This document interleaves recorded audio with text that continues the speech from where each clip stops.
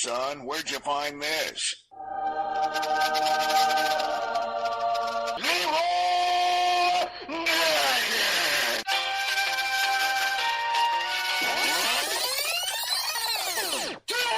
Just do it!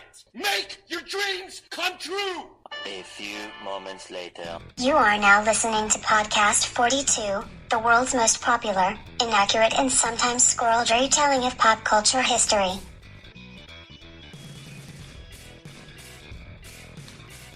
Too large. It's a megalodon. Yeah, megalodons aren't that big. A megalodon is only about the size of a school bus. We looked it up. I told her when we saw the trailer, like, megalodons are not that big. Like, their jaw size are not, they don't reflect that size. Only the size of a school bus. They grossly oversized it for the movie. Grossly. Have you measured it? They made it like blue whale size. I think it's more whale shark size. Yeah, because movies often only hold to 100% realism. You never see a movie go off into fantastic realms. Never. A fantasy, but that's unrealism. Seen liberty of creativity there, especially when there's science behind it. Science. She blinded me with science. Do, do, do, do. On that note, Science really? is a great show. Yes, it's time for podcast 42. Yes, you were. You're here. I pressed the button when you walked in the door. Oh, lovely. I'm Christopher DeVos. I'm Nicole Fasone. I'm J.L. Tros. I'm Faraz. Oh, boy. I wonder what we're talking about this week. It's Dueling Batman. Dueling Batman. But before we get into Dueling Batmans, let's open up the beer cooler.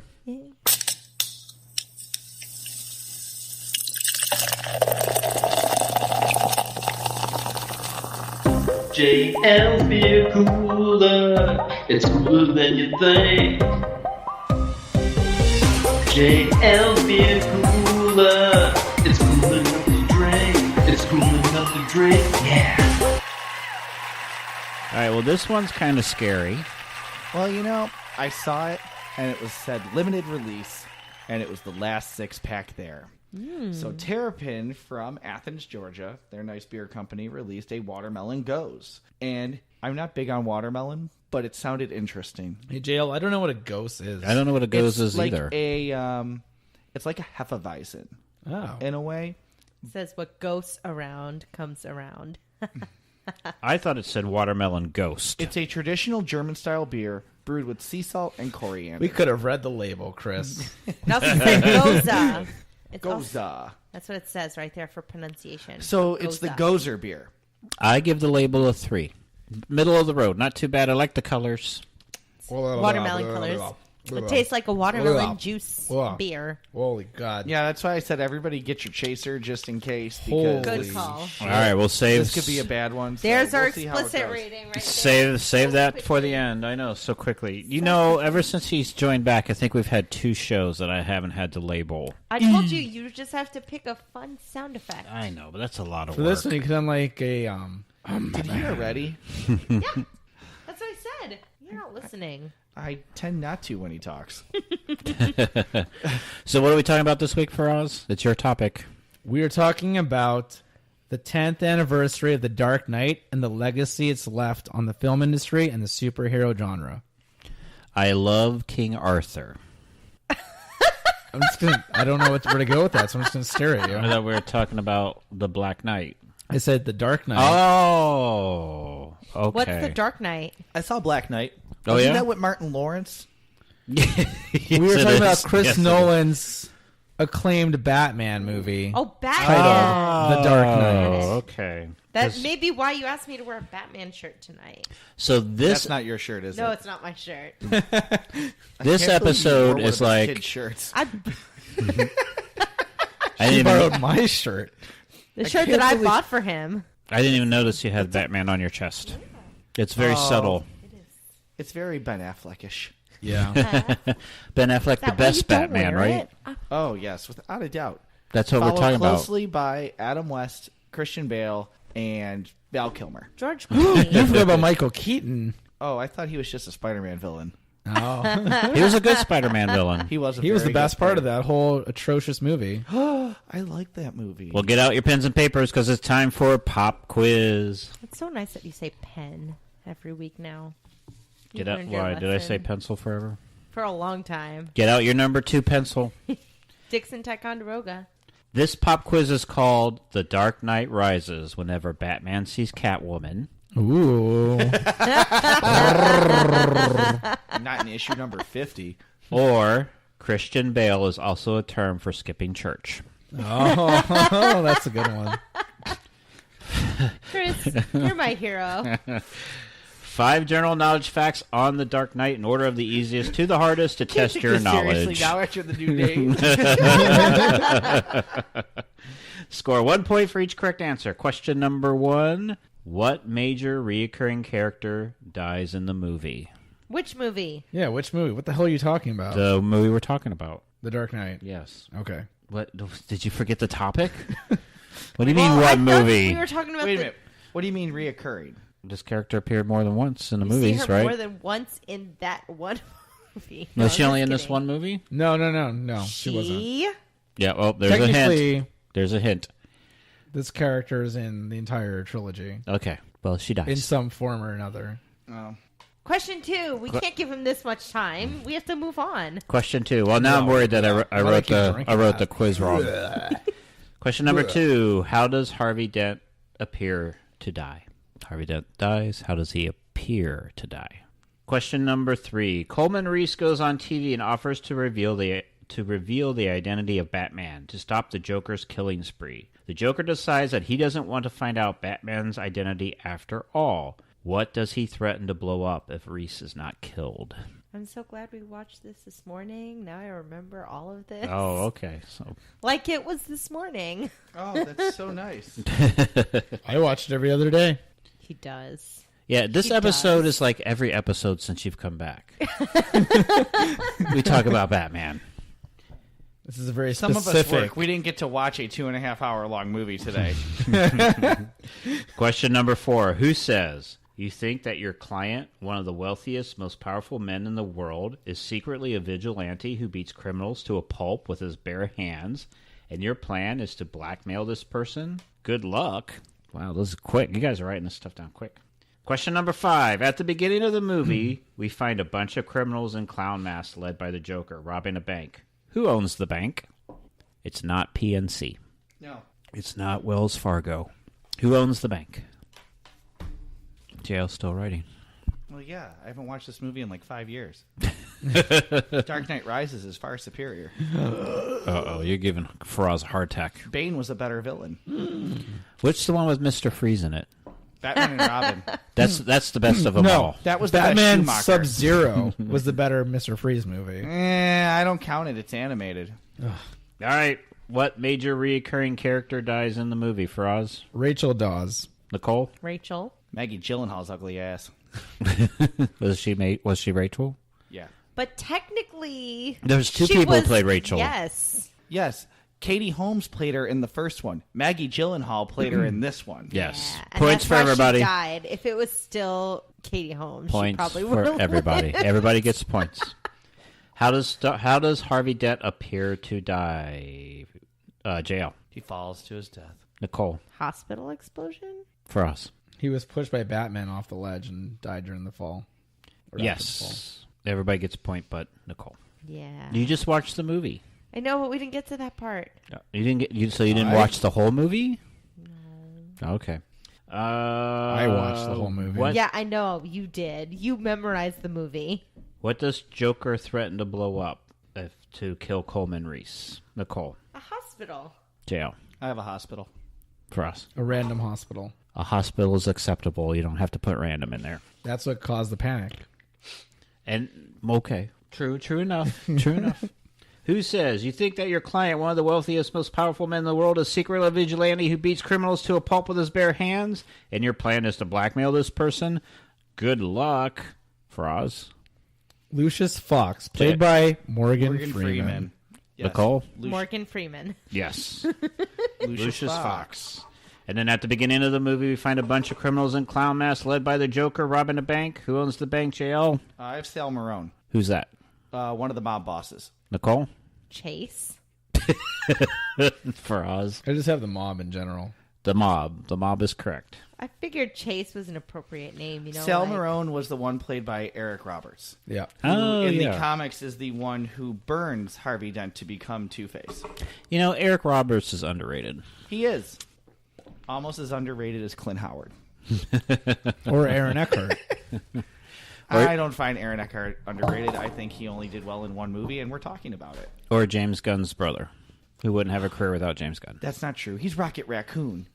Who else would do the stop motion for him? He's Rocket Raccoon? Yeah, he does the stop motion for Rocket Raccoon. Oh, okay. So he's got dual roles. All right, let's get into it. Ross's favorite topic. Just a warning, 2 warnings. If you haven't seen this movie in the last 10 10 years, it's about to be spoiled for you. And this script was written solely by fanboy Faraz. A lot of, Innuendos. a lot We'll of, see. a lot of opinion. A lot of exclamation points. There are always a lot of exclamation points. Take it away, Faraz. Let the metaphor begin. You thought we could be decent men in an indecent time, bellows Aaron Eckhart as the devastated Gotham City District Attorney Harvey That Dent. didn't sound bellowing or devastated. Well, he continues, while brandishing a gun at Police Commissioner James Gordon's young son, you were wrong. The world is cruel, and the only morality in a cruel world is chance, unbiased, unprejudiced, fair. This, the year 2018, marks the 10th anniversary of Chris Nolan's celebrated The Dark Knight. Rises. I changed that to Christopher Nolan because that's his name. Fine. But My you voice read- is like going away. with all You these read years. Chris. Oh, I thought you were doing a Batman You know, we impersonation. keep this up. Faraz is either going to die a hero or see himself live long enough to become the villain. And now we're like every other podcast on the internet. We got a dog barking in the background. Yes. Man, calm it 'Cause he's down there, excited. Scarecrow. Universally acclaimed as one of the best, if not indeed the very best, of the Asterisks. now booming superhero film genre, The Dark Knight and its impact on the industry remains significant. A decade after its 2008 debut. Which was an actual date, so you Yes, were right. I was You were correct. right either You way. didn't give a date. No, I did not. We took out all the dates. All the dates. because he hates I dates. hate them so much. I would like to point out that when Chris reads the script I wrote, I put in every date possible. Awesome. I know Faraz loves dates. I love dates. Esteemed film critic Roger Ebert once described the movie as a haunted film that leaps beyond its origins and becomes an Origins. engrossing- I'm going to say it the way that I say it. Its origins is the correct way Beyond to say its it, though. origins 'Cause and it's becomes original. an engrossing tragedy. Is that Engrossing? better? I guess. If you were 3. The Dark Knight not only drew the regular crowd of comic book fans, but managed to appeal to the wider mass public, psychologists, and award committees alike. The trilogy as Now, a wait a minute. You grouped public and psychologists together and award people. Yes, award people are separate from the rest of us, Chris. Okay. It was just a weird grouping. The trilogy as a whole demonstrated to the public and to Hollywood that, as Ebert noted, a comic book film could balance the fantastical elements of its colorful roots while also conveying meaningful themes and significant reflections of the human condition and our collective society. But isn't that what Batman was in the comics for a long time anyway? I mean, this doesn't seem leaps and bounds. Now, if it was a Thing That's movie... yeah, that's true. If it was a movie about the Thing and it was had all this background and I watched a movie about the Thing once. Meaningful Kurt Russell stuff. was amazing. No, not that Thing. I think The it's 'cause Orange Thing. It wasn't probably Oh, a unique yeah. concept for the Batman comics, but even the Batman animated series. But it was a unique, I guess, landscape for the superhero film genre at that time. I 'Cause guess. up until then, you had Blade, The Crow, Spider-Man, Darkman. Darkman. Darkman's phenomenal. Toxic Crusader. Is that a Ninja Turtles, Okay. X-Men? Yeah. So all of them had this And it was the huge Toxic Avenger. There we go. Toxic Avenger. all of them were like had this Toxie. huge foundation built upon fantastical elements, whereas, and even Tim Burton's Batman was limited by the studio that wanted, when Tim Burton tried to go darker, tried to get more grounded, They with say wanted Batman something fun. Returns. If he went any There darker, were it'd be a Zack Snyder film. There were so many complaints about Batman Returns by like McDonald's and moms and families that it was so unapproachable to children that Warner Brothers had to backpedal, and then Burton stepped down and Joel Schumacher showed up. Okay. So then you have that disaster. Did you know James Gunn wrote for trauma films? Yes. I didn't know that. Yes. Nicole, have you ever seen the Toxic Avenger movies at all? Nope. If you ever need a good laugh, you should watch at least one of them. Are you sure I'll find it funny? Yes. Probably not. I you. find them to be Thank very like poorly written and just entertaining movies, and the visual effects are great for it. One It's of a my- mutant in a tutu. Yeah, but Surf Nazis Must Die is even Oh, better. classic. What was it? Nuke 'Em High is another good That's one. a good one, yeah. Most of us already know the premise of the film and its background, but in honor of this 10th anniversary, we'll indulge trivia nonetheless. All right, seriously, why are there little stars right there? That's where I put what I thought was Faraz's sole opinions.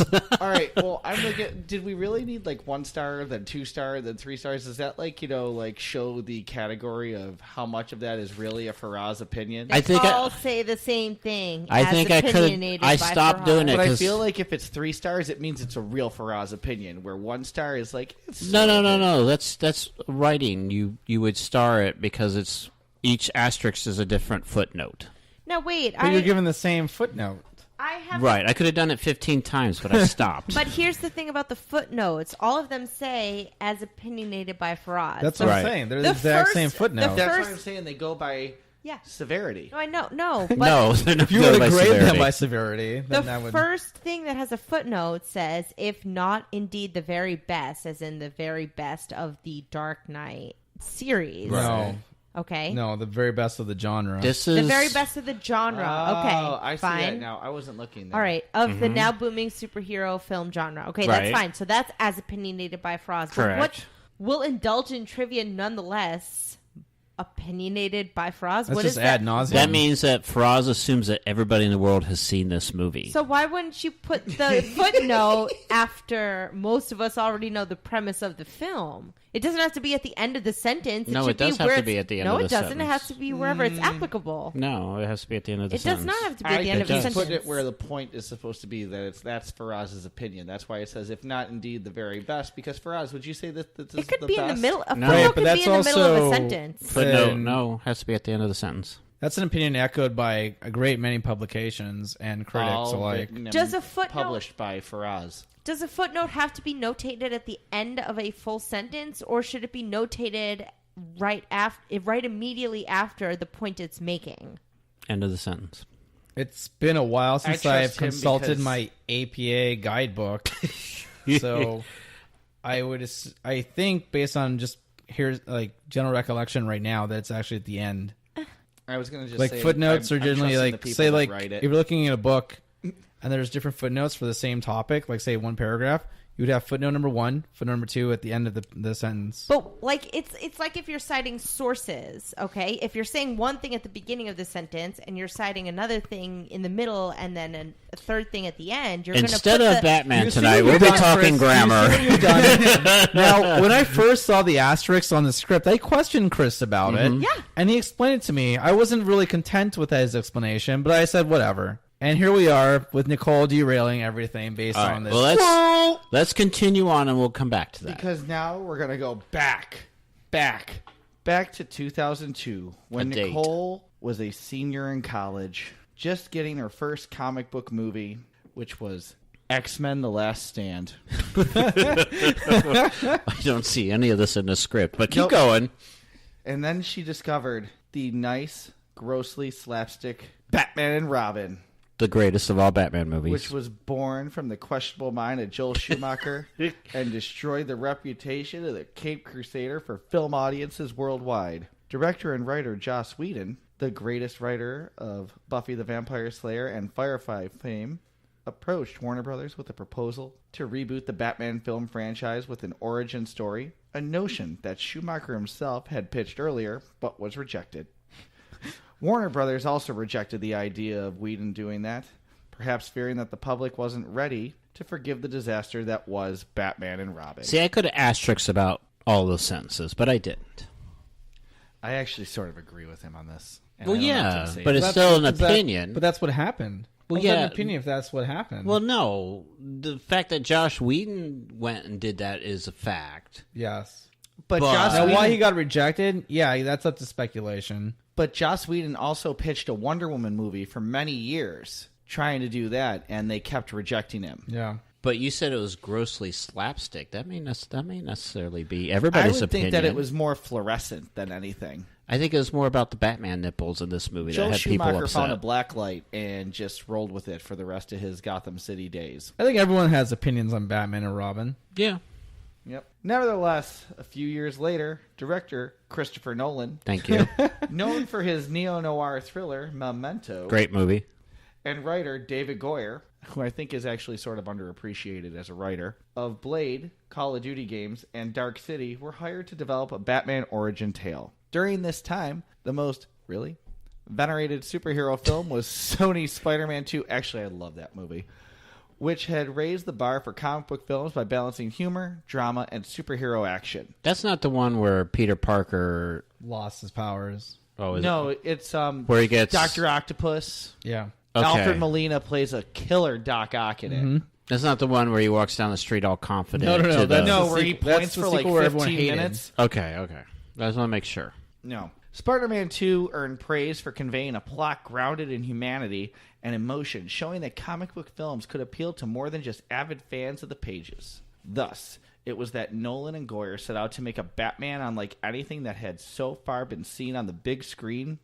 A dark knight grounded in reality, enveloped by tragedy and humanity. Preferring real stunt work and scaled models to CGI, the new project was already becoming vastly different to other superhero works of the time and since. Good? Yeah? Mm-hmm. All right. In the summer of 2005, Batman Begins debuted, starring Christian Bale. There are a lot of dates in this movie. I just want to, or this script. I'm just saying that there's a lot, and none of them have adjectives in front of them. Christian Bale was in the title role, who auditioned for the role in Val Kilmer's Batman Forever Batsuit. So, throwback. Michael Caine as the ever-patient Alfred Pennyworth. Gary Oldman as police officer James Gordon. Morgan Freeman as Lucius Fox, the head of Wayne Enterprises Research and Development. Cillian Murphy as the twisted Dr. Jonathan Crane. Murphy had originally auditioned for the role of Batman, but failing that was impressive enough that Nolan didn't want to let him leave empty-handed. It was a good choice. Yes. He's an awesome actor. Yep. He's great in that role. Yeah. And Liam Neeson in another of his mentor-type roles, this time playing the enigmatic Ducard Ra Al Ghul. Ra's al Ghul.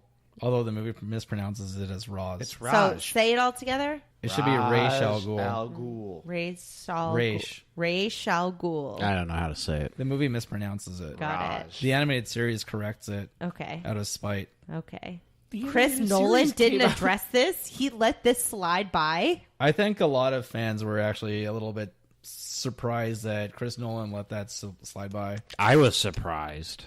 Shocking. I'm surprised we're still It's a talking lit- about it's, it. it's almost appalling. I will say that's one of my favorite twists, though, in Batman Begins. Because when you look at Ken Watanabe at the beginning, he has he the fits look of Al description, yeah. Ghul. Can I surprise, but not really surprise? You've ever? never seen it. I've seen She it- doesn't know who Ken Watanabe is. I've seen Batman Begins once. I've seen The Dark Knight and The Dark Knight Rises multiple times, but I've only seen Batman Begins once. The film also featured Katie Holmes in a role written just No for the one was movie. commenting on that. The obligatory love interest, Rachel Dawes. Wasted character. Batman Begins, inspired by the comic book Batman Year One, told the tale of the years between young Bruce Wayne witnessing the heart-wrenching death of his parents and the advent of the Batman prowling the sinister shadows of Gotham City. Bats frighten me. It's time my enemies share my dread. You need to say it like Batman. I come on, can't. seriously, that's weak. I minute, where is it? can't. Right. Bats frighten me. It's time my enemies share my dread. Yes. Bale's Bruce Wayne explains to a concerned Alfred. Thus did the film revolve around the central theme of fear, embracing and overcoming it, and rising above it. It also demonstrated to mainstream audiences a concept of longtime fans of the character were already familiar with, the idea that Bruce Wayne is in fact the made-up personality and that the Batman is who the person truly is within the core. Asterix. It's not who I am underneath, but what I do that defines me. Ugh. That's not how he Butchering say all it. the quotes. Who He wants would to say say it. I'll say it. I'll Who say it. wants to be the quotation person? who I am underneath, but what I do that defines me. Thank you. Batman murmurs to Rachel atop the Oh, I'm rooftop, sorry, I didn't murmur it. invoking an argument. All right, Beaker. Batman murmurs to Rachel atop a rooftop, invoking an argument she herself had earlier raised to a seemingly carefree Bruce. Now, looking at Batman Year One, it makes total sense because Frank Miller wrote it. And if you've read Sin City or seen the movies and how they transitioned that, he knows how to show a damaged character that like grows and evolves into what they're supposed to be. Yes. Yep. Sin City is a pretty movie to look at. It is. It's visually amazing. Batman Begins was received favorably by critics and the general movie-going public alike. Praised as better than its 90s predecessors and breaking opening week records for IMAX theaters. Venerable Batman comic book writer Dennis O'Neil supported the film and Nolan's interpretation of the characters, expressing that the filmmakers showed an understanding and empathy for the source material. Legendary director Tim Burton, the mind behind Michael Keaton's iconic two turns as the Caped Crusader, also praised Nolan's franchise reboot. You did a good job. That's what he said. But a lot darker. Yeah. You did a good job. Batman Begins would go on to become the fourth highest grossing Batman film of all time, behind only its sequels and Burton's original film. Batman Begins is credited for not just rebooting Batman, but rebooting the entire idea of what a superhero films could be with its foundation built on gritty realism. Asterix. Kevin Feige, producer of Marvel Studios, said of the film's impact on the industry and genre, Christopher Nolan's Batman is the greatest thing that You can't happened. adjust the quote. What? It's an actual quote. He called him Chris, not Christopher. Okay. His name is Christopher. Chrissy Nolan's Batman is the greatest thing that happened because it boistered everything. He didn't say that. Bolstered everything. Okay. I don't think that's a real quote. I don't think that's a real quote either. I Because think you know why? It doesn't say quote or unquote. That's the only time I know Faraz is serious. You know what else I don't think it's why it's a real quote? Because it sounds like Faraz wrote it. I can provide you a We're Excited page if you'd like, sir. There's no asterisk behind it, so we don't know. The following year, Warner Brothers announced that a sequel was in the works, whereas Christopher Nolan and David Goyer looked to the Batman Year One comic for inspiration behind their initial film. Chris hired his brother Jonathan, or Johnny, to assist with the development of the sequel. Johnny Nolan delved into the original stories of the Joker from the 1940s, along with the iconic The Long Halloween and The Killing Joke.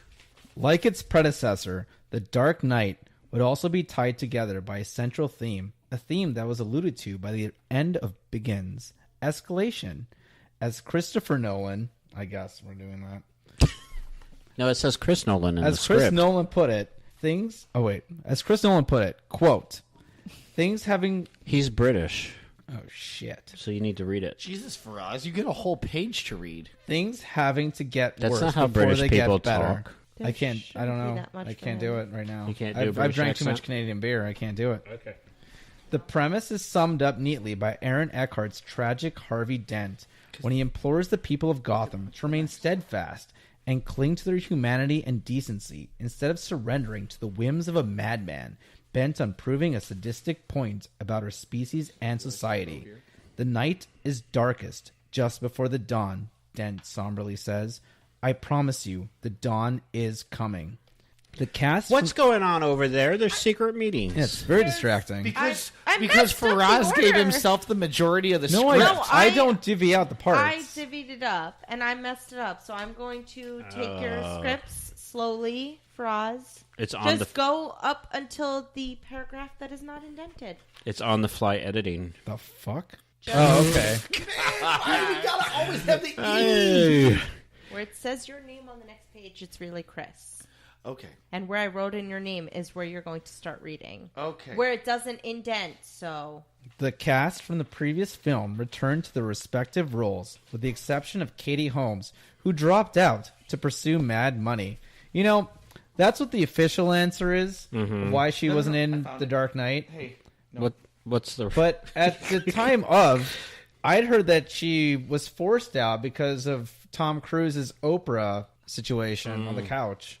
That would make sense. And that Warner Bros. Didn't want people focusing on Katie Holmes and her marriage while watching the next movie. So I really don't know which was the correct explanation. Probably I know the freak out on the couch. Probably the freak out on the couch. That's what I'm thinking. That's where John Cruise...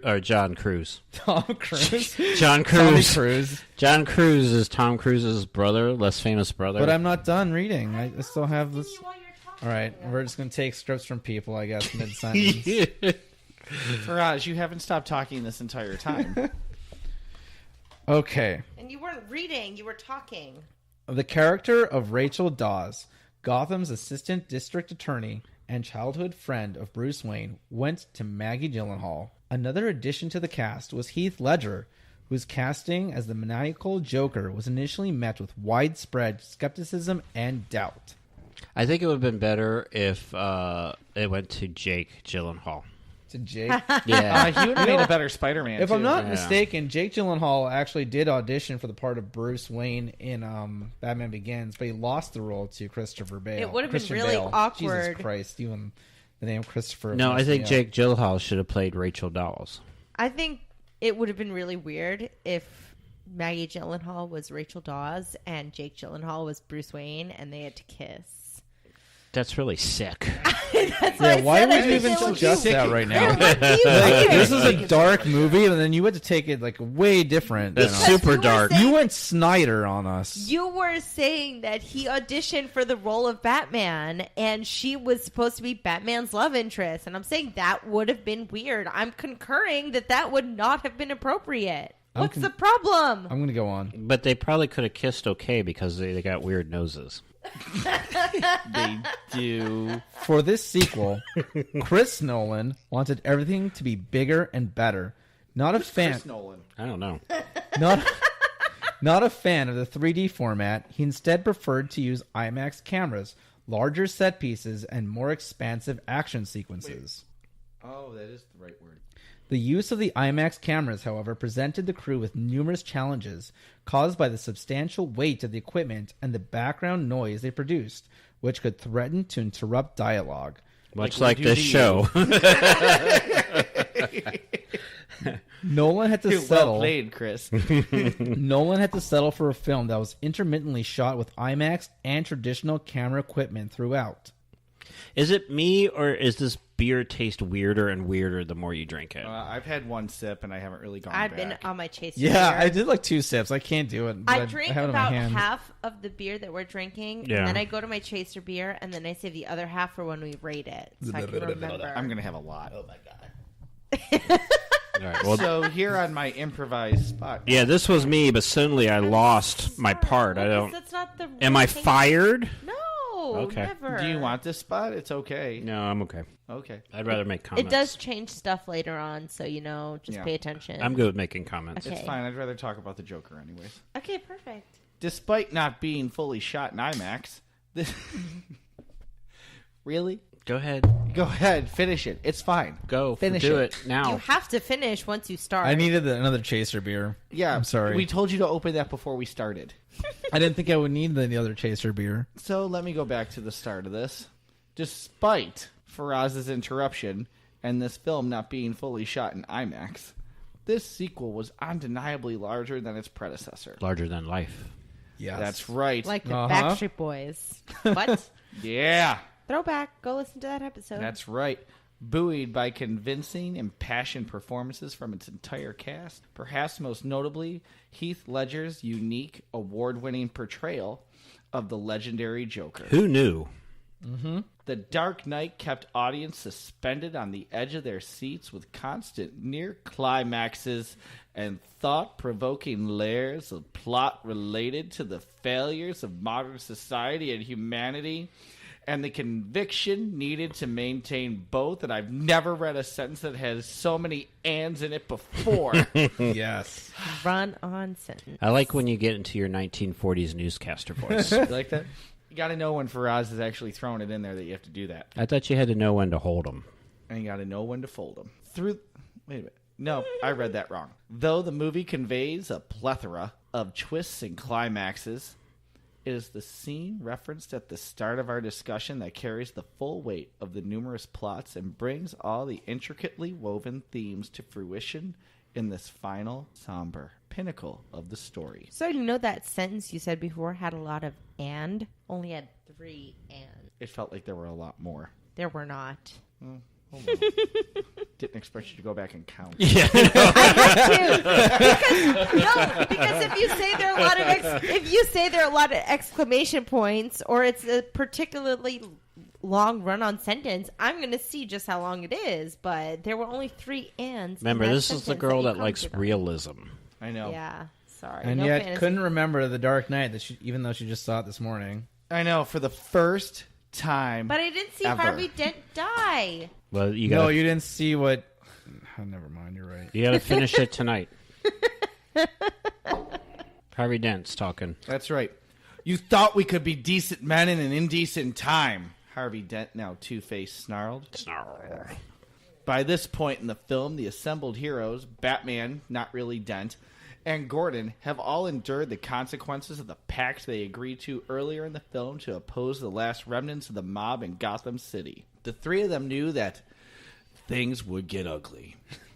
But they pursued their quest for justice nonetheless, heedless of the ramifications and personal loss, unaware of what really happens when an unstoppable force meets an unmovable object, as Ledger's cynical Joker eloquently put it when describing his seemingly imminent victory over the soul of this city. I don't know what any of that means. I don't know what any of that means. You sound like the Joker laughing.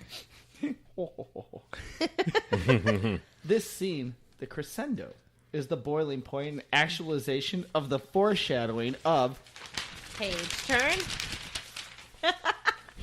See, Chris, you don't have it this time. Yay. Until scenes you start past. talking. The part wherein the Batman acknowledges the validity of a statement given by Dent earlier on in the film.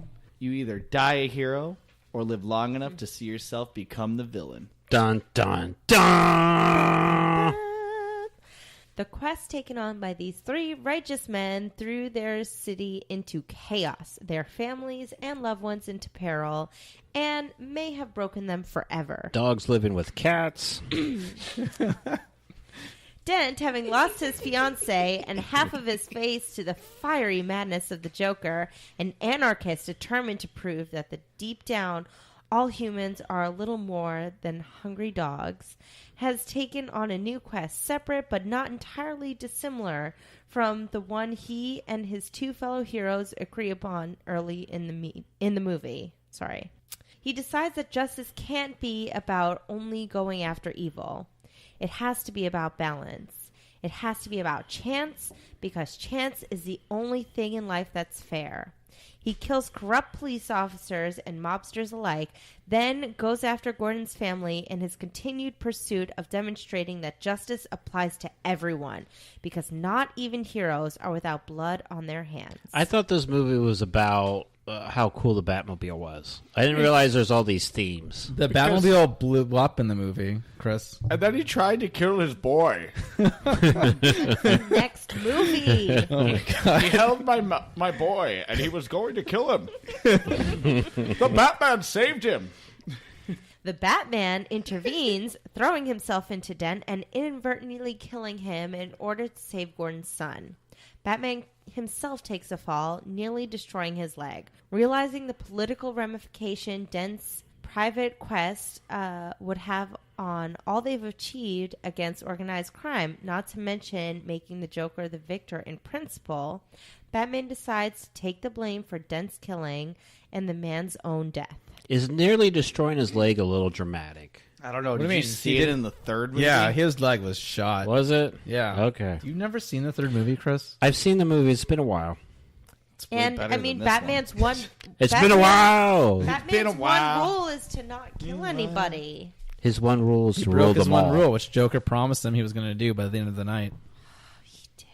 He convinces Gordon that, So deep. quote, sometimes truth isn't good enough. Sometimes people deserve more. You didn't quote. say it too Batmanish.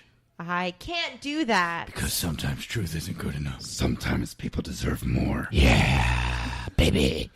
Which Batman is the real Batman, everybody? Let us know. Gordon believes I want a him, Twizzler. believing in the ideal that Batman stands for. So he calls the assembled police units to inform them of Dent's murder at the hands of the Batman, thus shattering the public's fascination and adoration of the Batman and replacing it with outrage and hate. Grrr. He has fallen from grace. Yes. Literally, Through the whole and movie. so to speak. He flew too high to the sun, and Yeah. then he fell. He Yes. Batman's Icarus. fell from grace from the moment the very first movie started to the third movie. Constant falling. Hey, Chris, I know I'm supposed to read here, but you know what? I haven't heard you talk in a while, so it'd be nice if you I read know, I this. got cut out of the whole script. I know. feel like I got mixed up. I don't know what happened. I feel like we should All just go back mixed to up, Chris don't know what divvying to out do. parts then. Because it seemed like it was okay. I don't know what happened with the trading. Where it says Chris, it's JL. Where it says JL, it's Chris. It's so confusing. I feel very JL now. Left out. It's here that the Dark Knight fully delivers the weight of its imminent legion of tragedies. Heroes can fall and die. They can become corrupted. Even the truth can become corrupted. Everything becomes corrupted. Corrupted. This show's become corrupted. Because sometimes a lie can be justifiably told to prevent greater horrors, to prevent more pain. Sometimes people deserve to have their faith rewarded. The film is undeniably full of terrible gravity, asterisks, but it's here that all the themes writers Chris Nolan and his brother Jonathan weaved throughout the entirety come together. That heroes can fall, that faith in humanity is important if goodness is to beat evil, and as stated by Newton's laws of motion, for every action there's an equal and opposite reaction. This latter is the central theme of the film and quite possibly of the entire Dark Knight trilogy. I always thought it was a Newton thing. Yeah. I even ate Fig Newtons while I watched the movie. I love Fig Newtons. If this is the theme of escalation, this is the keystone that connects the Dark Knight trilogy and the ideals of the Batman mythos. Batman is willing to sacrifice himself, his own reputation, and urban legacy for the collective soul. I love the band Collective Soul. Where did they ever go? Oh, they're awesome. They're in This your is the heart. world as they know it. Huh? They're in your heart. They and had in your like spirit. 14 guitar players. It's It was a cool. collective soul. They have to harbor somewhere. It's in my heart, it's in my mind. Of the city he's been trying to save. This is quite possibly one of the most powerful scenes delineated in any comic book movie, or perhaps any movie. Heroes are often portrayed as noble individuals, fighting evil for the sake of doing things. But here, the Batman is willing to run his Gauntlet. own name in the mud to create a lie to defend a real evil in order to preserve a long-term greater good. See, it's very layered. It is a layered scene of such complexity that has never before been seen or since been replicated. Asterisks. The mise en scène, or setting upon which this scene I'm takes glad place. you had to say that. What does that mean? I just explained it in English. The mise en scène is a setting. Oh, okay. Can I go on? Yeah, because you explained it, but I interrupted The mise you. en scène, or setting upon which this scene takes place, That's what it means. is also important. The setting is a burned warehouse in which Rachel Dawes, we all know who she is. I don't know why there's a Maggie parenthesis. Gyllenhaal slash However, Rachel Wilson? if you forgot who Rachel Dawes was, she was Harvey's fiance and Bruce's reason for clinging to humanity. Anyway, this is the warehouse where she was murdered by the Joker. Rachel's death was a fulcrum in the film, as her death forced the Batman to realize that his tireless crusade is not without casualties, and that sometimes those casualties can be close and dear. Now, why did you say me-see scene and then describe it? Why not just say the setting upon the scene without... Because when you're describing a scene in a movie, it's actually referred to as a mise en scène. But then you had to describe it. Because for those who wouldn't know, like how so why not just skip that part? Episode, like the uncut episode, Uh-huh. how I broke down economics into layman's terms, Yeah. like the Big Mac economics. I lost where we were. Where are we? So mise en scène is how you would refer to it to amongst film aficionados. Okay. We're trying to, JL, where we are is we're trying to figure out where the asterisks go. Does it go at the end of the sentence or does it go at the end of the sentence? Oh, God. Where the fuck was I? Oh my gosh. That was gone a long time ago. No Stop- kids can stop listen to holding this up. episode. Dad, You can I were... listen- This is Alex. Dad, can I listen to your show? No. Why? It's on Batman, Faraz. though. I love Batman. No. Rachel's death was a fulcrum in the film, as her death forced the Batman to realize that his tireless crusade is not without casualties. Can you explain fulcrum? Yeah, it's like the lever that switches one gear to another. Oh, I thought it was the thing in the back of the throat. The Yeah. little ball thing that hung No, down. it's not your fulcrum. Okay, I thought that was like a joint or something. that makes more sense the way that you say it. Thank you. Because the way I thought it, that would be a weird sentence. So her death was the little ball thing in the film? Yes. Anyway, her death forced the Batman to realize that his tireless crusade is not without casualties, and that sometimes those casualties can be close and dear. For Harvey, Rachel's death pushed him towards vengeful madness, which, as the Joker explained to Batman, is a lot like gravity. All it takes is a little push. That Harvey Dent united his fellow protagonists here, where his life and dreams fell apart, exemplifies his desire to do the same to James Gordon. To have Gordon's family die in the same place that he himself lost his beloved. Die. The Batman's intervention and subsequent killing of Dent brings it together in poetic tragedy. Dent died in the same place his fiancée died, all because of the string pulling of the Joker and the Batman's incessant crusade. The setting is dark, a burned wreckage engulfed by shadows. It's unquestionably symbolic of the emotional state of the film's protagonist. I want to roll into a ball and sit in the corner now. The music playing in the scene, titled Watch the World Burn, is almost monotone but ominous, promising of sorrow and grief and defeat. It's a fitting sound as all three heroes lose something in this scene. Dent loses his life, the Batman loses his reputation as savior and hero, and Gordon loses his closest allies in the war against crime. So we're talking about the title of the music of these Batman movies. I just want everybody listening to know that Faraz drives a night edition of his car. A night edition, like the Dark Knight. And the most frequent soundtrack that he plays in his night car that has Batman logos that project onto the ground when he opens The Care Bears movie? When he opens his driver and passenger front doors, there are Batman logos that project onto the ground. Mm-hmm. There are Batman coasters in his car. And the music, the soundtrack that is most frequently playing in his car when he is Obsession? driving is the Dark Knight. Do you know soundtrack. why? Because Faraz is the Knight Rider. Yes, the Knight Rider. He would like to think so.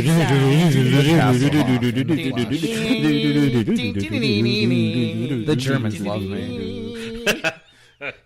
But Faraz, we have to go get the Dark Knight. It says me, but I think it's you. It is Who? You. Who? What? you. It says me. Who? but I've been cut out of this episode. So it's JL's turn. It's jail. Or we can read it together. In the eyes of many no, film in the critics. Batman. Huh? In the Batman. You take the first paragraph, I'll take the next, and then you can do the page turn. We could read every other word. You No, take the no, you page take turn. the first paragraph, I'll take the following one. Okay. In the eyes of many film critics and industrial analysts, The Dark Knight legitimized the superhero film genre, paving the way for the success of the Marvel Cinematic Universe. Entertainment Weekly observed that the film cemented a new way of talking about superhero movies, especially with regards to the genre approaching political commentary and artistic achievement. In this, the 10th anniversary of The Dark Knight, many publications and critics have revisited the film. IGN expressed that it remains the best superhero film to date. Isn't that a gaming company? A I gaming thought so, review too. company? Yeah, but they also do movie reviews. Okay. Arguing that this isn't just because of Ledger's unforgettable Joker, but also because of Bale's great Batman voice and tormented Batman. Variety commented on how Christopher Nolan and his Batman film left a lasting impact on the Oscars, something no other film in the genre has managed to do. Variety writer Christopher Tapley describes the film as a zeitgeist-infused superhero sequel that would come to be widely regarded as the best in the genre. Is he your brother? No. Okay, because he used some $9 words there. You said I used $5 words. I've upped it. Was on a crash course with major Oscar recognition. Variety notes how Harvey Weinstein, we don't really talk about him, as he's the now disgraced head of Miramax, Yep. muscled the Holocaust film The Reader into the running, Way to bring two disgusting things into one sentence. effectively causing a snub of Christopher Nolan's universally acclaimed superhero drama. And then he had sex with all the women in the audience. You can do this next one, Chris. The controversial snubbing of The Dark Knight would be the very last time that the Oscars considered only 5 films for the category of Best Picture. The category was subsequently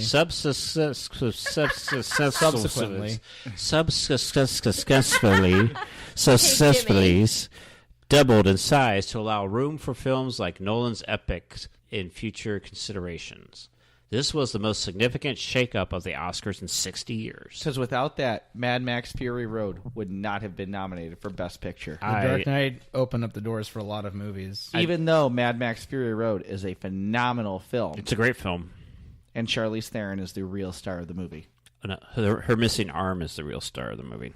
That's some of Isn't the she best the star CG. of every movie she's in? No, I saw Prometheus. She was not the star of that movie. She was the star of that Snow White movie she did. Did not see that either. What was that called? Prometheus What she did with the girl 2. from Twilight. Snow White Ears. I saw a meme where like, oh wait, I posted this in the group. Was it her as the villain in the last Fast and Furious movie? No. Because she was a great villain in that. Was it the one where she was fat? What? Oh, In Monster. Yeah. No. No. Anyway, Anyway, Nicole. I was just waiting my turn.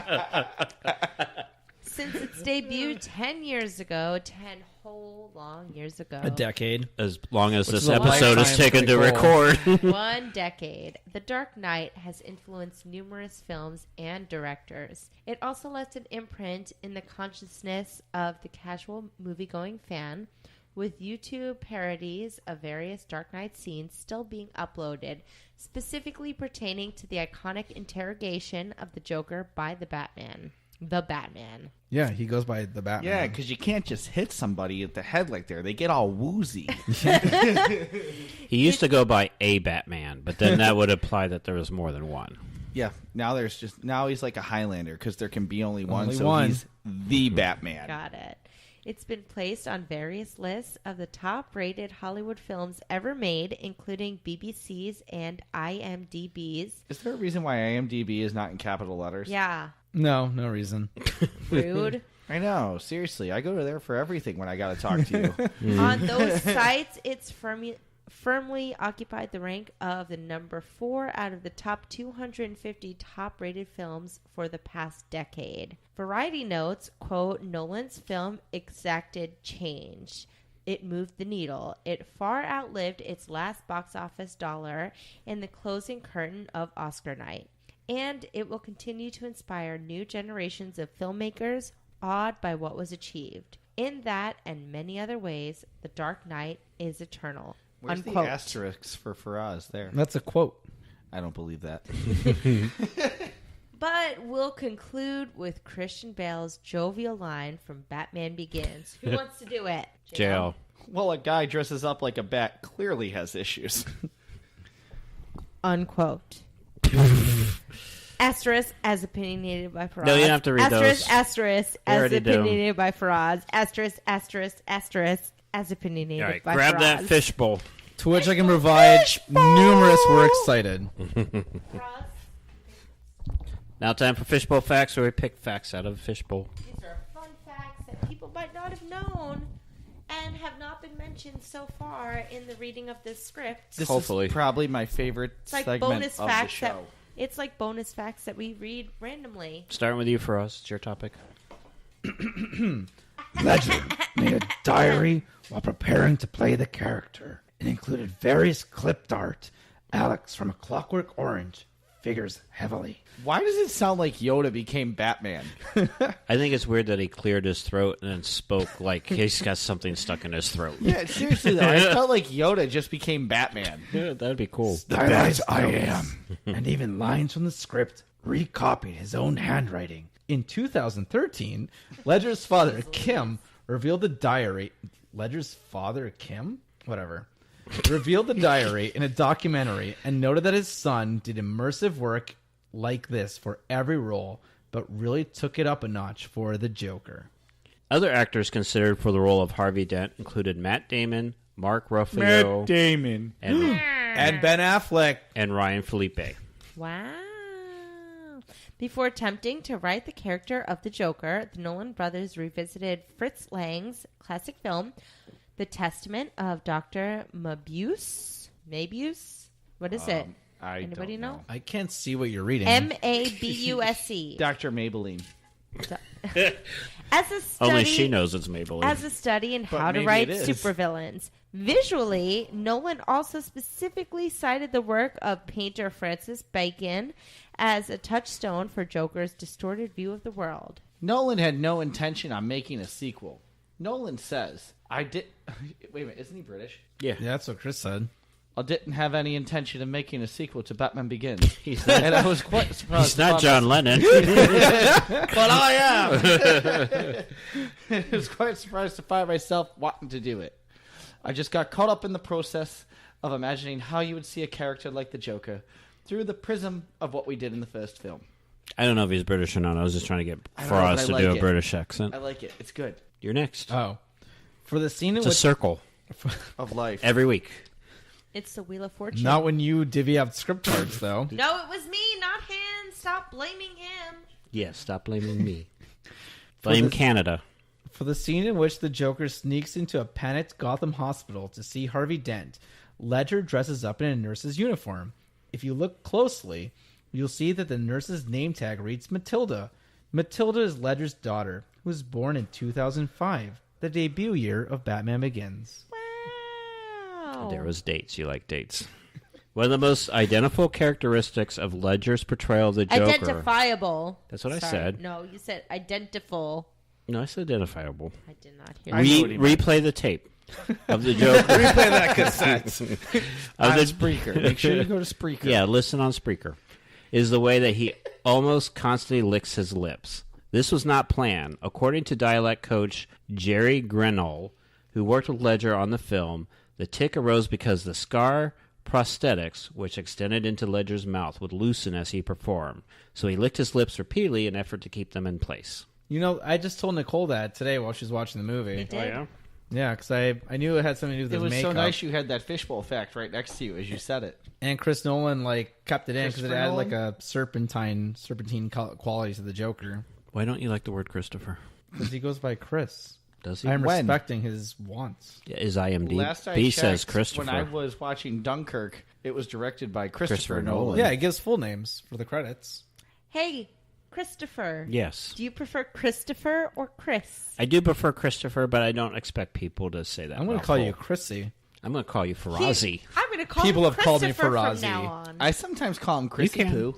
Chrissy Poo is acceptable. The film's prologue, featuring the Joker's bank robbery, was filmed on IMAX and released early in its entirety as a teaser. Do you know what movie it was released during? No. I Am Legend. Ah. They released it during I Am Legend because I went to go see that movie in IMAX just so I could see this. And the person in the IMAX I went to came out and said, if you are here just for the Dark Knight preview, You will not be getting your money back from I Am Legend. So if you don't want to see this movie, too bad, so sad, you lost your money. At least I Am Legend was a pretty decent movie until the end. It made a ton of money that opening weekend just because of that. Yeah. What is it, like 6-minute spot that they did? Yeah. It's much better than the original. You know, we don't talk about this in the script because it was controversial at the time. Warner Bros. Did a whole viral marketing campaign online for The Dark Knight with Ledger's Joker and Harvey Dent's DA campaign and all that. They had to pull. I believe in Harvey Dent. Yeah, they had to pull all of that after Ledger died because they didn't want to seem like they were exploiting the actor. I can see that. So sad. Yep. Because the whole Why So Serious thing was a viral marketing campaign, and that's what they had to pull. Other actresses up for the role of Rachel Dawes included Rachel McAdams and Emily Blunt. I like Emily Blunt. Yep. I like Rachel McAdams. I think both of them could have done well. And they probably would have done better than I think Maggie Yeah. Gyllenhaal. She was the weak link of the movie, but like I sometimes find myself wondering if Katie Holmes would have been better in that script and everything, because I think she held her own in Why Batman did she Begins. drop out? We went over that in to the film script. Mad Money. We went over 2 theories why in the script. She was rearranging the script when we were talking about that. Actually, I think she was. Yeah. Give me She a dropped break. out to do another movie is the official response. The What was the rumored other movie? response is that because it happened around Mad the same Money. time Tom Cruise's freak out on Oprah's couch. Ah, Yeah. I love And Warner Katie Brothers Holmes. thing- I love Katie Holmes. Warner Brothers didn't want to be associated I'm with not gay. the madness I'm not of gay. Scientology. As Family Guy like to portray it. Got it. Okay. Well, let's talk about this beer. Let's. This Soury. The elephant in the room. This Goza. Goza. This watermelon Gozerian. Goza from Terrapin. It goes, not my mouth. Where's it going then? I gotta tell you, the first sip was interesting. Not that bad to me, but then there's no way you could drink much past 4 sips. It's I don't even know how to describe it. It is like drinking a watermelon that's been sitting on a hot pavement. Jesus Christ. And like- you're I hope getting you realize there are still 2 cans in the fridge, and one of you is going to have to drink it. It's like I don't like things that are banana flavored because it just well, then you tastes- should love this. No, 'cause Yeah. it- Not banana flavored. We know who's getting the extra can, JL. I don't Here, like have this extra one. It's not banana flavored. I don't like things that are banana flavored because they taste superficial. Mm-hmm. I feel like this is a watermelon drink, and you understand that it's supposed to be watermelon, but it tastes like superficial watermelon, and therefore I don't like it. The only fake fruit that tastes good is blueberry. That's my opinion. I'm What? just laughing that you're going into like, well, I don't like banana, but we're rating a watermelon beer. I know Well, what she that's was why saying. you had to just let me finish what I was saying With- because it made sense to with what my I was trying review- to describe. I love chocolate, and this watermelon beer doesn't taste at all like chocolate. No, Therefore, it doesn't. It tastes like watermelon, not chocolate. but anyway, I do understand why we have it because we're trying new things. But let me go back on topic. Yes. I think last time we did like a sour beer, JL had followed a recommendation and paired it with another beer. No mixing this with Right. anything, I don't think. And we paired it with something else. What was the sour beer? It was a Dogfish Head, right? Yes, it was the Dogfish Head Sequench Sour Ale, and we mixed it with the Lupu Luau IPA, which is Yeah. a coconut IPA. Yep. And that was a decent mix-up right That there. was really good. I Yeah. enjoyed that. And the watermelon definitely needs a chaser. Now, JL recommended that I take a chaser with it. I have gone through 2. Man, I'm on nothing my has second. helped. Huh? I am totally on my second chaser. Yeah. I can't even do 1 out of 6 because I can't finish the one. So I did 4 sips. That was my. you That's can my get- rating. Was it like a 0.4? Point Or is four, it 0.04? Either one. No, Nicole, I'm sorry, I wasn't listening. What it has to be 0.4 or 0.04 because you drink 40% of your can or not even. 0.4. Oh, So what's your rating? Jesus Christ. I give it, He would give it a 1 at least. He would turn it into something else. Yeah. I have to do, You would turn it into wine. this is going to go to a 0.2, no, .0235. I love when I bring shitty beer. Faraz could drop an F-bomb. I could say shit. Nicole, what was your rating? I would probably give it a 2. She's going to drink 2 of them? Yeah, she likes sour I things. didn't hate it. Okay. I didn't... Oh my gosh, there's so much left of this. Yes, that's why I gave it .0235. I didn't hate it. I just thought it was very fruity. It didn't taste like a beer. It tasted like artificial watermelon, but you could tell that it was supposed to be I thought watermelon. you liked fruity. No, I like regular. I think you're getting her confused with Chrissy. I like fruity. Oh. Anything Anyway, but anything I give it a but 2. banana. I give it a 2. It's not more than that. Anything but banana or chocolate. Yeah, no artificial banana. I'm forcing myself to finish this one just so I can say I'd give it a 1. But in reality, I was done halfway through. Yeah. I give it a half. Wow. Is that my is that the lowest beer rating that we've had on this show? No. That is. I think that's the lowest all-around beer rating. No, yeah. it's not. No, Are you we had sure? worse beer What was ratings worse than that. this? Genesee The Neapolitan. salted caramel porter, where we added whipped cream to it. All of us gave it a 0 until we. Oh, added... we did that at my apartment. Remember that? Yes, all We of us... went to the fridge and grabbed the whipped cream. And Yeah, we Yeah. all gave it a 0 until we added the whipped cream. And it was so good after that, wasn't it? It was delicious after that. Because as a whole, as a beer, we were like, this shit sucks. It's a 0. And then we added whipped cream. We went, oh, this is really good. But I think all we tasted was whipped cream. I was really thinking this was going to be the lowest. It could be. As a whole, it could be. I don't know. But I'm totally giving it a half. Ladies and gentlemen, if JL's giving the beer a half, you know it's bad. You know it's bad. Have you ever given anything a 1? I think I have a few times. All of them are brewed by Genesee. But Poor Genesee. yeah, I got another one coming in a few weeks, too. Nice. I kind of do enjoy those. I do, too, because they're just entertaining. I'm pretty sure my family's flying in. I don't know if they'll be able to bring us beer, but if they are able to bring us beer, I will make sure that they do that. On topic. Yes. So Nicole and I were looking for a Dark Knight or Batman themed beer to bring for today, and I did some Google research, and there Nightfall Lager. is there really one called that? No, but I really want to make it. Oh. There are different breweries around the country that do a Batman themed beer, and I have made some this for your calls wedding? in Orlando, and none of them have it. Like World of Beer in different locations, other than the ones near us, have a Batman style beer. You So- should Themed demand after it. Batman. You can order it. It's like Tara got me.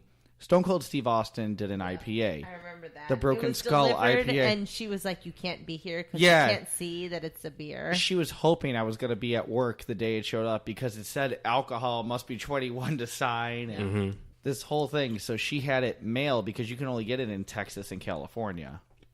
Do you have to beat it against your head when you're done? No, that was the Sandman.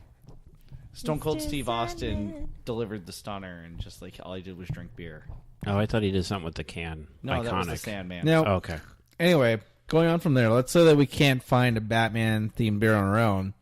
JL and I were, before the show a couple days ago, we're talking about what kind of beer we think would fit a Batman theme. JL was saying, what was that? I said the Bat Ale.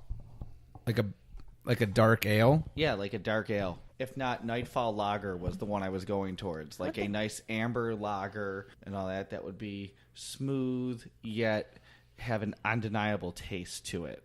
Okay. I think it should taste like a cough drop. Why? Because your voice needs one. I was thinking more of like a stout or a porter. Dark. So Like really dark just and brooding dark and yeah, just difficult. full of- difficult. Just like really there. Just The Crime Alley Porter. yes, that's a good one too. Something that makes you cry all your life. Yep. Yeah, Yeah. something tragic. Very Not tragic. this watermelon. I'm making tragic, the Killing but- Joke IPA. All right. So we got some emails. Yes. We got Yeah, email? we do. Does anybody want to say what our email address is? Anybody? Those Podcast. who know it should say it. I want to say it. Good. Okay, Chris, go for it. Podcast 42 numerically 42 show at gmail.com. No, you don't have to type in numerically 42. Don't type in podcast numerically 42 show. That won't get you there. But you do have to type it in numerically. You have It's to so type in- confusing. You have to type in podcast42show@gmail.com, but make sure instead of typing the words 42, you type in the numbers 42. The 42. number's 42.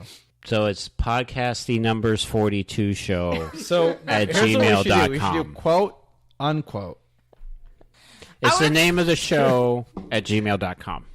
Oh, everybody's going to love this first email. Are you Oh, ready? boy. Our first email is from Stinky3467985601233489. That's like the rating of the beer tonight. Who's it from? Stinky367 3467985601233489. Were there really that many stinkies at this domain? Which domain is this? They asked, Hotmail. was Okay, I believe it. There are probably that many stinkies on Hotmail. You they gotta, asked, you're going to want to hear this. and Shh. I'm not going to know the answer, so it's up to you, gentlemen. Was Yoda a Sith Lord? No. Yes. No. Why? Yes. Why? Because Yoda always secretly knew that the Sith were there, and he let them take over. So I think Yoda is a real villain in the series, but is so lovable because he's a Muppet that everybody overlooks it, because he always sensed that the dark side was there. And who led the first battle with the clone troopers? Yoda. Yoda. On Geonosis. Yoda was a bastard. But Yoda could have ended it all. Why do you think But that he Yoda didn't. knew about it, though? Why? 'Cause in all the whenever he was novelizations- around Palpatine, he sensed something, but he did nothing. Yeah, because in all the novelizations and background material, they always explain that the Force was opposed to the Jedi and what they'd become, because they become corrupted Right. versions of what And they were supposed to Yoda, be. how old was he when he died? 700 and... And you're telling me in all those years he couldn't become corrupted in some way? He also banished that tentacle head lady. Oh, my No, God. but becoming corrupted was a different interpretation. I think What Yoda the Force... could be a villain, and he could be the greatest Sith Lord ever because he was in plain sight. Hidden. I'm Dun, dun, skeptical about dun. JL's answer. I don't think that Yoda was a Sith. I think he was an oblivious Jedi. That He's considered the smartest Jedi ever, pretty much. How could he be that oblivious? I don't think he was the smartest Jedi. He let the whole order fall apart. It was, And now you're see, saying that But did he do justifies- that on purpose? That's Did he what do it on JL's purpose? argument is. Because, as Qui-Gon Jinn said, it was foretold. There was... He also let Anakin train, even though he shouldn't have. Correct. Now, and Knowing Anakin's full well what Anakin could become, Foretold that he was where, supposed though? to be the one who was going to bring balance to the Yep. Force. So you're saying it was foretold. Foretold where and by whom? Because Why would Anakin's... there not be the legend of the one who's going to bring balance to the Force? Now, where does that legend come from? Where? Stinky, this could have been an entire episode 'Cause discussion. What were you thinking? Sending Allegedly, this in an email. that prophecy... I'm thinking that we need to cut the conversation here and do an exclusive Patreon off between you two about Yoda. Yes, So don't let's go pause on. this. All right, so I'm stopping Okay. right now. Because this I'm could serious. obviously... Which is okay because I have to take a pee. And Yoda And I might is need so another evil, he chaser would for that stop one. you from doing that. This is obviously a very in-depth discussion. I don't know if we were Yes. prepared for. Stinky. This is later, this is our Dark Knight. 346798560123489. We were not ready for it. Is it really Hotmail? Yeah. Holy shit. Tina L. also emailed saying, I am a diehard NSYNC fan. However, I really enjoyed the Backstreet Boys episodes. More boy bands, please. I would love to do an NSYNC episode. You got topics coming up? know. Yeah, you can I pick think your own NSYNC topics. would be a good topic. I'm not trying to hijack anybody's topics. Do you know what, though? O-Town would be a better topic. 98 Degrees would be a good one. They are definitely the tertiary boy band. Menudo. They are totally Menudo's a two-parter. Who? Menudo. What about William? I know, I totally said that wrong the first time. I was just trying to avoid that. But, no, Menudo is a two-parter episode If we because there do- is so much history of Menudo. If we do 2 parts on that, I want a Villy Manilli episode. Who? Who? I can't. I don't know. Milli Manilli. Vanilli. Manilli. Who's saying I want to sex you up? I want to sex you up. We should do them. Wasn't that New Edition? No, it was a one-hit wonder. I can't think of Yeah, who it it was. was. I want to sex you up. It's a hit it and quit it. That's what kind of hit it was. Because everyone's races to the phone to What find constitutes a boy band exactly? Like, Boys. But what makes a boy band, and say like Linkin Park's all made of boys, but they're not considered a boy band. They weren't pop. out. Color Me Bad. Thank you. There has to be some kind of pop music where they're singing and using vocals. Color Me Bad sang I Want to Sex Yes, You they Up. did. We should do a Color Me Bad episode. Right after we do a who am I thinking of? Criss Cross episode. Yeah. You know, on Jump, the topic jump, of Linkin jump. Park not being pop, We should do a they Linkin were Park totally episode. like pop mainstream. No, they weren't. For a while. Who? What? And how? they're- When? they What? had- Where? Well, Where's hold this on, coming let's from? go back. So are we saying Their they're pop album- because they had mainstream hits? Yeah. Because if that's the case, Isn't that there what are Nicole many acts said, that we or could no? consider pop. Well, yeah, But exactly. in the end, it doesn't really matter because Linkin Park was an alternative nu metal act. By that account, Metallica would be considered a pop act, but yet they are still considered heavy metal, even though they have Linkin technically Park is not pop song in Enter Sandman. Who Does said I Linkin? never said Metallica they have were an pop. album that's reminiscent of Linkin Park's Minutes to Midnight? Because that's totally elevator music. Minutes to Midnight? Yeah. No way. You're telling me you could play the first track off Minutes to Midnight on an elevator? What was the first track to that? You Repeat. could play any song on an elevator, JL. Yeah, it doesn't I know have you to can, be. but it's just one of those things when you think elevator music, there's no way. I don't remember what the first track There's was. no restrictions on elevators, JL. You can play whatever you want in them. There are restrictions, weight restrictions. Not musical weight restrictions. Color Me Bad could play in an elevator. Speaking of They shouldn't, musical but they weight, could. the Dark Knight soundtrack. Well, we Watch can all the take a world ride in your burn. car and play and listen to it. All right, well, that's our Dark Knight episode. Yes. It's clocked in at 3.5 hours. Yay! Oh my goodness. It's longer than the movie. Longer than the movie. Almost. With the credits rolling or no? Yes, But everything. yet still shorter than Lord Is of the there a Rings. bonus to Still it shorter at the than end? Lord of the Rings. There's no bonus. Bleed you It Out. sure? Bleed It Out is the first track I bleed think it out, of take it on deep, Minutes just to don't Midnight. Oh, know There why. is no way you're playing that on an elevator. No. Yeah, that is the greatest thing to be playing as I'm That's going too down an upbeat. elevator. But Yeah, it's- maybe if upbeat. I'm on Tower of Terror, you can play that, but not on a normal But elevator. it was something I wanted to add to the Dark Knight topic, though. All right, I quickly. don't know So- what it could possibly be that you didn't already say. I had read We some. basically read the script verbatim. So, you know how Zack Snyder is pretty much helming the DCEU, right? Now, one theory that I read today is that he's basically been trying ever since he did Man of Steel to out Christopher Nolan. Okay. So he's making everything darker, and there was this It's quote. Chris Nolan. There was this quote from I want to say Variety or Entertainment Weekly or whatever it was, that Warner Brothers and DC's 30 seconds. failure in the cinematic universe is because of their success with The Dark Knight, which is reminiscent of Bane's quotes to Bruce in The Dark Knight Rises, "Victory has defeated you." So they had this- Wait. JL, how does Bane say that? Victory has defeated you. Yeah, exactly. So they were riding the success of The Dark Knight and Chris Nolan's Batman.